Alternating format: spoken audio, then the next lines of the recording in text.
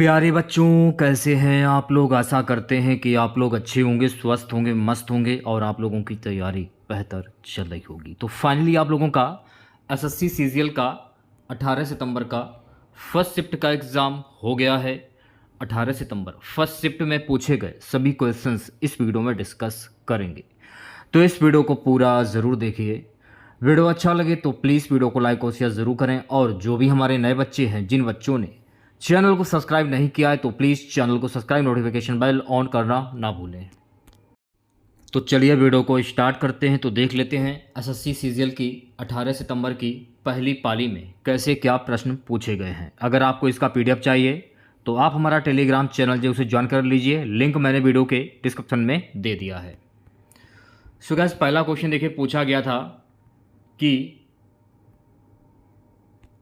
ब्रह्म समाज की स्थापना किसने की थी। तो मेरे प्यारे साथियों, ब्रह्म समाज की जो स्थापना है ना, राजा राम मोहन राय के द्वारा की गई थी।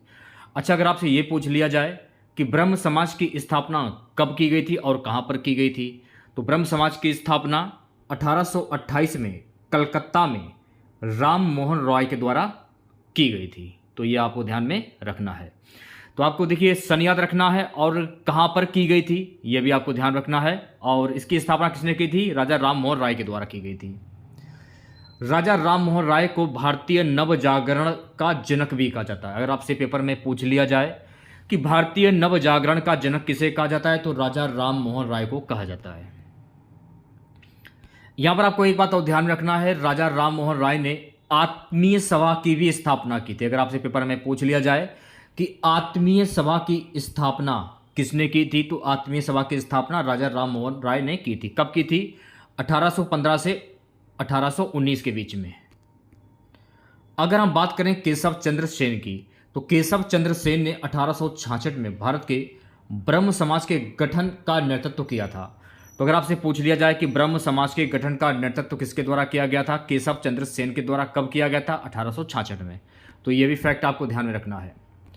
1828 में कलकत्ता में ब्रह्म समाज के संस्थापक राजा राम मोहन राय थे। देवेंद्रनाथ टैगोर आदि ब्रह्म समाज नामक संस्था की स्थापना की थी। अगर आपसे ये पूछ लिया जाए कि आदि ब्रह्म समाज नामक संस्था की स्थापना किसके द्वारा की गई थी, तो आदि ब्रह्म समाज की स्थापना देवेंद्रनाथ टैगोर के द्वारा की गई थी। तो ये भी फैक्ट आपको ध्यान में रखना है। अच्छा, अगर आपसे ये पूछ लिया जाए कि राजा राम मोहन राय की मृत्यु के बाद ब्रह्म समाज दो वर्गों में विभाजित हो गया। भारत का ब्रह्म समाज और आदि ब्रह्म समाज क्रमशः दोनों वर्गों के नेता निम्नलिखित में से कौन थे? तो इन दोनों वर्गों के नेता थे केशव चंद्र सेन और देवेंद्रनाथ टैगोर। तो ये भी फैक्ट आपको ध्यान में रखना है। साधारण ब्रह्म समाज की स्थापना कोलकाता में आनंद मोहन बोस के द्वारा की गई थी। अगर आपसे पूछ लिया जाए पेपर में कि साधारण ब्रह्म समाज की स्थापना किसके द्वारा की गई थी और कब की गई थी, तो सॉरी, कहां पर की गई थी, तो साधारण ब्रह्म समाज की स्थापना आनंद मोहन बोस के द्वारा कोलकाता में की गई थी। तो ये सारे फैक्ट आपको ध्यान में रखने हैं। तो ब्रह्म समाज से जितने भी क्वेश्चन है वो मैंने आप लोगों को करा दिए हैं। अगर ब्रह्म समाज से कोई भी अगर क्वेश्चन अगर आता है पेपर में आपके, तो आपका एक भी क्वेश्चन जो पेपर में नहीं छूटेगा। सो गाइस, नेक्स्ट क्वेश्चन पूछा गया था, राज्य में गणतंत्र दिवस पर झंडा कौन फहराता है? गणतंत्र दिवस पर राज्य की राजधानी में राष्ट्रीय ध्वज राज्यपाल के द्वारा फहराया जाता है। तो गणतंत्र दिवस पर राज्य की राजधानी में राष्ट्रीय ध्वज किसके द्वारा फहराया जाता है? राज्यपाल के द्वारा फहराया जाता है। यह समारोह 26 जनवरी को आयोजित किया जाता है, जबकि राष्ट्रीय स्तर पर राष्ट्रपति इस दिन दिल्ली में कर्तव्य पथ पर झंडा फहराते हैं। तो यह भी आपको ध्यान में रखना है। अगर हम स्वतंत्रता दिवस की अगर हम बात करें, तो स्वतंत्रता दिवस पर लाल किले से राष्ट्रीय ध्वज प्रधानमंत्री फहराते हैं। यह भी आपको ध्यान रखना है। स्वतंत्रता दिवस राष्ट्रीय पर्व प्रधानमंत्री द्वारा पुरानी दिल्ली के लाल किले पर भारत का राष्ट्रीय ध्वज फहराया जाता है। सुबह नेक्स्ट क्वेश्चन देखिए, पूछा गया था, राज्य विधान मंडल के उच्च सदन को क्या कहते हैं? राज्य विधान मंडल के उच्च सदन को कहते हैं मेरे प्यारे साथियों विधान परिषद। क्या कहते हैं? विधान परिषद। राज्य विधान मंडल के उच्च सदन को विधान परिषद के रूप में जाना जाता है। राज्य विधान मंडल के उच्च सदन को किस रूप में जाना जाता है? विधान परिषद के रूप में जाना जाता है। तो ये आपको ध्यान में रखना है। उत्तर प्रदेश राज्य में विधानमंडल परिषद है। अगर आपसे पूछ लिया जाए कि विधानमंडल परिषद ये कहाँ पर है, तो विधानमंडल परिषद जो है ये उत्तर प्रदेश में। तो ये भी आपको ध्यान में रखना है। भारतीय संविधान का भाग 5 राज्य विधानमंडल से संबंधित है। जो भारतीय संविधान का जो भाग 5 जो है ना, ये राज्य विधानमंडल से संबंधित। तो ये भी फैक्ट आपको ध्यान में रखना है। राज्य विधानमंडल के निचले सदन को क्या कहा जाता है? तो राज्य विधानमंडल के निचले सदन को विधानसभा कहा जाता है। ठीक है। भारतीय संविधान के अनुसार भारत में राज्य विधान परिषद के सदस्यों का कार्यकाल कितने वर्षों का होता है? 6 वर्षों का होता है। तो ये सारे फैक्ट आपको ध्यान में रखने हैं। सेशन को शेयर कर दीजिए और वीडियो को लाइक कर दीजिए। तो जिन बच्चों ने अभी तक यार वीडियो को लाइक नहीं किया है, क्या कर रहे हैं आप लोग? वीडियो को लाइक नहीं कर रहे हो, मैं देख रहा हूं। आप लोग वीडियो को लाइक की संख्या जो है बहुत ही ज़्यादा कम आ रही है, बहुत ही ज़्यादा कम। जितनी मैं आप लोगों से उम्मीद करता हूं उतने लाइक वीडियो पर नहीं आ रहे हैं। अगर 500 भी लाइक आते हैं तो 10 भी लाइक नहीं आ रहे हैं आप लोगों के। तो सपोर्ट कीजिए यार, क्या कर रहे हो आप लोग? सपोर्ट नहीं कर रहे हो, बिल्कुल ही सपोर्ट नहीं कर रहे हो आप।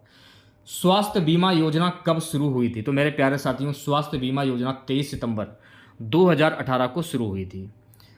अगर आपसे ये पूछ लिया जाए राजस्थान में मुख्यमंत्री चिरंजीवी स्वास्थ्य बीमा योजना ये कब प्रारंभ की गई थी? तो राजस्थान में मुख्यमंत्री चिरंजीवी स्वास्थ्य बीमा योजना 1 मई 2021 को प्रारंभ की गई। तो ये फैक्ट आपको ध्यान रखना है। अच्छा, आयुष्मान जो योजना है, आयुष्मान भारत योजना, ये भारत में कब शुरू की गई? तो आयुष्मान भारत योजना ये भारत में वर्ष 2018 में शुरू की गई थी। प्रधानमंत्री स्वास्थ्य सुरक्षा योजना PMSSY वर्ष 2003 में शुरू की गई थी। अगर आपसे ये पूछ लिया जाए प्रधानमंत्री स्वास्थ्य सुरक्षा योजना PMSSY किस वर्ष में शुरू की गई थी? तो मेरे प्यारे साथियों 2003 में शुरू की गई थी। आयुष्मान भारत डिजिटल मिशन ये कब शुरू किया गया था? देखिए, ये क्वेश्चन आपके SSC CGL 2022 के एग्जाम में पूछा गया था। तो आयुष्मान भारत डिजिटल मिशन ये कब शुरू किया गया था? 27 सितंबर 2021 को शुरू किया गया। तो ये भी फैक्ट आपको ध्यान में रखना है। स्वास्थ्य साथी योजना स्वास्थ्य बीमा योजना है जो पश्चिम बंगाल राज्य की पूरी आबादी को कवर करती है। ये भी प्रश्न आपके देखिए SSC CGL के 2021 के एग्जाम में पूछा गया था। तो स्वास्थ्य साथी योजना स्वास्थ्य बीमा योजना जो पश्चिम बंगाल राज्य को पूरी आबादी को कवर करती है। ये भी फैक्ट आपको ध्यान में रखना है। भारत सरकार द्वारा राष्ट्रीय शहरी स्वास्थ्य मिशन को कब शुरू किया गया था? कब मंजूरी इसकी दी गई थी? तो भारत सरकार द्वारा राष्ट्रीय शहरी स्वास्थ्य मिशन की मंजूरी 2013 में इसकी मंजूरी जो है वो दी गई थी। तो ये भी आपको ध्यान रखना है। ये क्वेश्चन SSC CGL के 2023 के एग्जाम में पूछा गया था। तो ये सारे फैक्ट आपको ध्यान में रखने, जो भी योजनाएं हैं आपकी स्वास्थ्य से संबंधित वो सारी मैंने आपको करा दी हैं। ठीक है। अगर देखिए स्वास्थ्य अगर योजना अगर स्वास्थ्य से संबंधित कोई भी अगर योजना अगर आती है तो इससे बाहर नहीं जाएगा। ठीक है। देखिए नेक्स्ट क्वेश्चन पूछा गया था मेरे प्यारे साथियों, भारत में सितार के उस्ताद सितार माइस्ट्रो के रूप में किसे जाना जाता है? भारत में सितार के उस्ताद सितार माइस्ट्रो के रूप में पंडित रविशंकर को जाना जाता है। अगर पंडित रविशंकर की अगर हम बात करें तो ये तो मैंने आपको बता दिया कि रविशंकर को भारत में सितार के उस्ताद सितार माइस्ट्रो के नाम से जाना जाता है। वह एक प्रसिद्ध संगीतकार और संगीतकार थे जिनका जन्म 1920 में वाराणसी में हुआ था। तो इनका जन्म कहां पर हुआ था? पंडित रविशंकर का जन्म कहां हुआ था?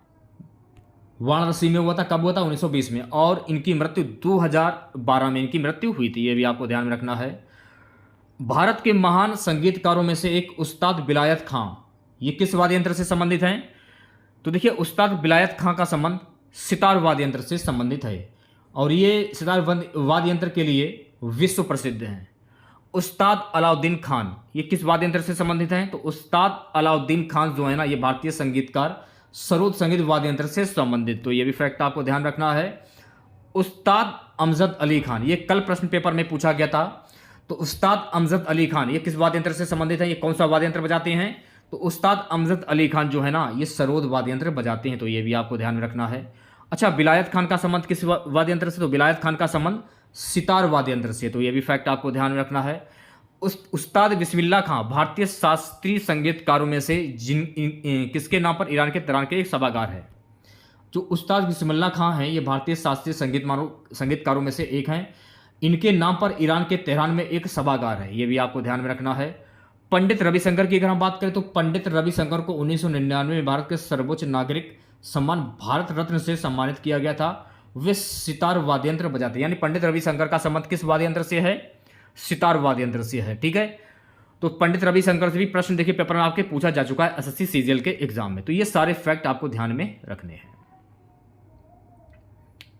अगला प्रश्न मेरे प्यारे साथियों पूछा गया था, भारतीय संविधान का भाग 5A ये संबंधित है। भारतीय संविधान का भाग 5A जो है ना, ये मौलिक कर्तव्य से संबंधित है। अब यहाँ पर देखिए, आपको एक बात और ध्यान में रखना है कि मौलिक कर्तव्यों की कुल संख्या जो है वो कुल 11 होती है। ये भी आपको ध्यान रखना है। कौन कौन सी हैं? पहला है संविधान का पालन करें और राष्ट्रीय ध्वज और राष्ट्रगान का सम्मान करें। दूसरा क्या है?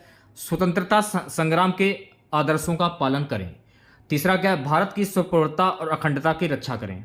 चौथा क्या है? देश की रक्षा करें और बुलाए जाने पर राष्ट्रीय सेवाएं प्रदान करें। पांचवें में क्या है? आम भाईचारे की भावना रखें। छठे में क्या है? मिश्रित संस्कृति का संरक्षण करें। सातवें में क्या है? प्राकृतिक पर्यावरण का संरक्षण करें। आठवें में क्या है? वैज्ञानिक सोच विकसित करें। नवें में क्या है? सार्वजनिक संपत्ति की रक्षा करें।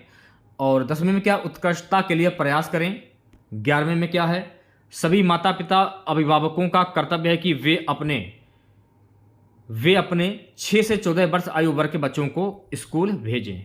ठीक है, ये जो देखिए मैं आपको बताना चाहता हूँ, ये जो आपके मौलिक कर्तव्य हैं, ये मौलिक कर्तव्य कुल 11 होते हैं। तो मैंने आपको 11 पूरे बता दिए हैं। ठीक है, सो नेक्स्ट क्वेश्चन देखिए पूछा गया था कि पश्चिम दिशा में कौन सी नदी बहती है? तो पश्चिम दिशा में माही और साबरमती नदी जो है वो बहती है। नर्मदा, ताप्ती और माही नदियां जो हैं ये कहां से बहती हैं? पूर्व से पश्चिम दिशा की ओर प्रवाहित होती हैं।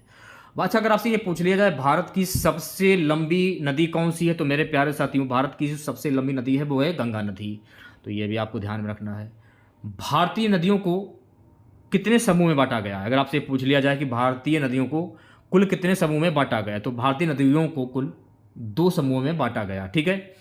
अच्छा, ये अगर आपसे ये पूछ लिया दक्षिण भारत की सबसे लंबी नदी कौन सी है, तो दक्षिण भारत की सबसे जो लंबी नदी है वो है गोदावरी नदी। तो ये भी फैक्ट आपको ध्यान रखना है।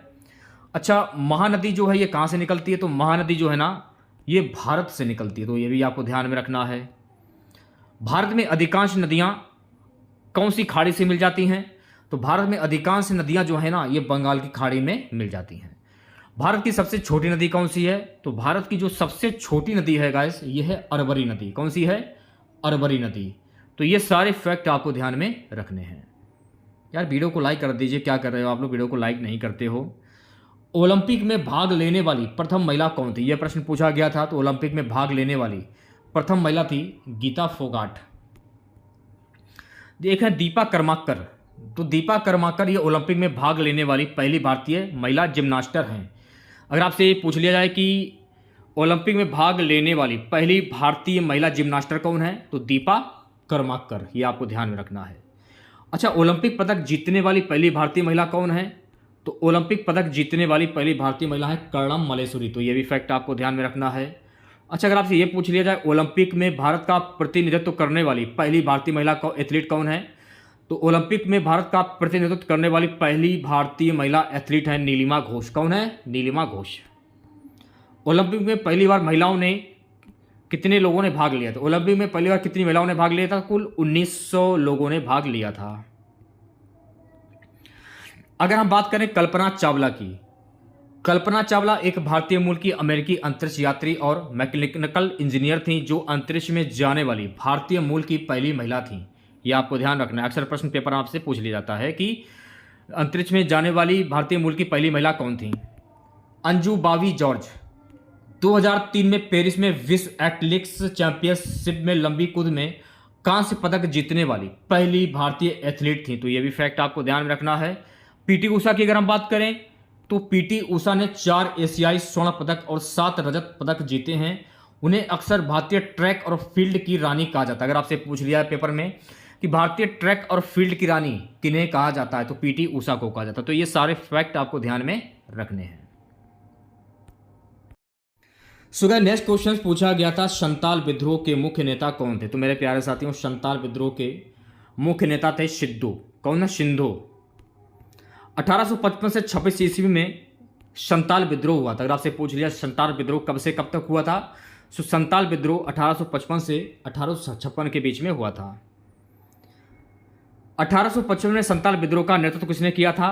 तो 1855 में संताल विद्रोह का नेतृत्व सिद्धू और कान्हू ने किया था। तो यह भी आपको ध्यान रखना है।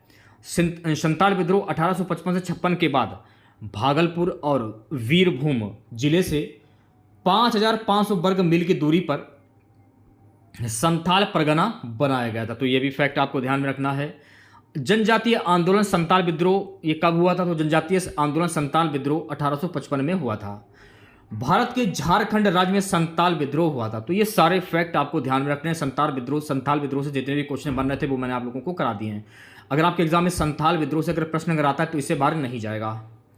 सो नेक्स्ट क्वेश्चन देखिए, पूछा गया था निम्नलिखित में से वायुमंडल की सबसे बाहरी परत कौन सी है?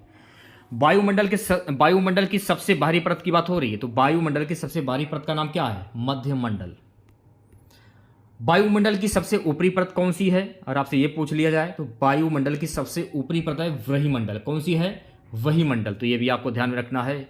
वायुमंडल की क्षोभ मंडल परत पृथ्वी के सबसे निकट होती है। अगर आपसे ये पूछ लिया जाए कि वायुमंडल के पृथ्वी के निकट सबसे निकट कौन सी परत होती है, तो क्षोभ मंडल परत होती है। तो ये भी आपको ध्यान में रखना है। वायुमंडल की सबसे निचली परत कौन सी है? तो वायुमंडल की सबसे निचली परत है क्षोभ मंडल। वायुमंडल की तापमंडल के ऊपरी वहीमंडल निहित है। यह भी फैक्ट आपको ध्यान में रखना है। उपग्रह वायुमंडल की वहीमंडल परत में पृथ्वी की परिक्रमा करते हैं। उपग्रह वायुमंडल की वहीमंडल परत में पृथ्वी की परिक्रमा करते हैं। तो यह भी आपको ध्यान में रखना है। सो गाइस, नेक्स्ट क्वेश्चन पूछा गया था 2023 की स्थिति के अनुसार उत्तर प्रदेश के उप मुख्यमंत्री कौन थे? 2023 की स्थिति के अनुसार उत्तर प्रदेश के उप मुख्यमंत्री थे केशव प्रसाद मौर्य। उत्तर प्रदेश की अगर हम बात करें तो इसके उत्तर प्रदेश के मुख्यमंत्री कौन हैं? योगी आदित्यनाथ। राज्यपाल कौन है? आनंदीबेन पटेल। जिलों की संख्या है 75। लोकसभा की सीटों की संख्या है 80। राज्यसभा की सीटों की संख्या कुल कितनी है? 31 यानी 31। सो गाइस, नेक्स्ट क्वेश्चन देखेगा 42वां संशोधन में कौन सा भाग जो है जोड़ा गया है? 42वें संशोधन अधिनियम 1976 ने प्रस्तावना में 3 शब्द जोड़े। कौन कौन से? समाजवादी, धर्मनिरपेक्ष और अखंडता। यह अनुच्छेद 51A के तहत घोषणा को जोड़ने के साथ मौलिक अधिकारों के दायरे का भी विस्तार करता है। 1976 के 42वें संशोधन में समाजवादी और पंथ धर्मनिरपेक्ष को प्रस्तावना में जोड़ा गया। ये फैक्ट आपको ध्यान रखना है। भारत में 42वां संविधान संशोधन अधिनियम 1976 में पारित किया गया। कब पारित किया गया था? 1976 में। तो ये फैक्ट आपको ध्यान में रखने हैं, ठीक है। एक क्वेश्चन पूछा गया था सितार से संबंधित कौन? देखिए, सितार से संबंधित कौन कौन है? पंडित रविशंकर, शाहिद परवेज खान, बुधादित्य मुखर्जी और अनुष्का शंकर। ये सितार वाद्य यंत्र से संबंधित है। अच्छा, संतूर वाद्य यंत्र से कौन संबंधित है? तो संतूर वाद्य यंत्र से पंडित शिव कुमार शर्मा, भजन सोपोरी, ये संतूर वाद्य यंत्र से संबंधित है। अच्छा, सरोद वाद्य यंत्र से कौन संबंधित है? अलाउद्दीन खान, अली अकबर खान, अमजद अली खान, बुद्धदेव दास गुप्ता, बहादुर खान, शरण रानी और जरीन एस शर्मा। ये सरोद वाद्य यंत्र से संबंधित हैं। अच्छा, वीणा वाद्य यंत्र से कौन संबंधित है? तो वीणा वाद्य यंत्र से जिया मोहुद्दीन डागर और अय्यागिरी श्याम सुंदरम, दुराई स्वामी अय्यर, चित्ती बाबू और इनामी शंकर शास्त्री, धनमल, KR कुमार स्वामी, सुंदरम बालचंद्र, ये वीणा से संबंधित। तो ये सारे फैक्ट आपको ध्यान में रखने की किससे कौन संबंधित है वाद्य यंत्र से। सो गाइस, नेक्स्ट क्वेश्चन देखिए, पूछा गया था किस अधिनियम से ब्रिटिश भारत आए थे? भारत सरकार अधिनियम 1858 के तहत ब्रिटिश जो है वो भारत आए थे। वर्नक्यूलर प्रेस एक्ट अधिनियम ब्रिटिश भारत में वर्ष 1878 में अधिनियम में पारित किया गया था। अगर आपसे अक्सर पेपर में प्रश्न पूछ लिया जाता है कि वर्नाक्यूलर प्रेस एक्ट अधिनियम कब पारित किया गया था? तो 1878 में यह पारित किया गया था। एक है पिट्स इंडिया एक्ट। तो पिट्स इंडिया एक्ट से 1784 अधिनियम ने भारत में ब्रिटिश सरकार और ईस्ट इंडिया कंपनी द्वारा नियंत्रण की दोहरी प्रणाली स्थापित की थी। तो यह भी फैक्ट आपको ध्यान में रखना है। एक है 1813 का चार्टर अधिनियम। इस अधिनियम के द्वारा भारत में ब्रिटिश ईस्ट इंडिया कंपनी के व्यापार एकाधिकार को समाप्त कर दिया गया था।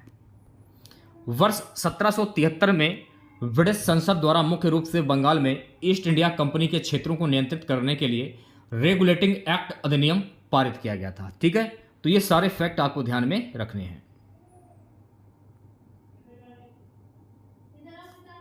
अगला प्रश्न देखिए, पूछा गया था गाइस कि हरड़ा डोमर मॉडल किस पंचवर्षीय योजना का था? तो ये पहली पंचवर्षीय योजना का था, हैरोड डोमर। ठीक है, भारत में प्रथम पंचवर्षीय योजना हैरोड डोमर मॉडल पर आधारित थी। द्वितीय पंचवर्षीय योजना की अगर हम बात करें तो इसकी जो अवधि थी 1956 से 1961 तक इसकी अवधि थी। और ये किस मॉडल पर आधारित थी? तो ये महालनोबिस मॉडल पर आधारित थी। और ये देश के औद्योगिक विकास को, इसने देखिए द्वितीय पंचवर्षीय योजना में देश के औद्योगिक विकास को प्राथमिकता दी गई थी।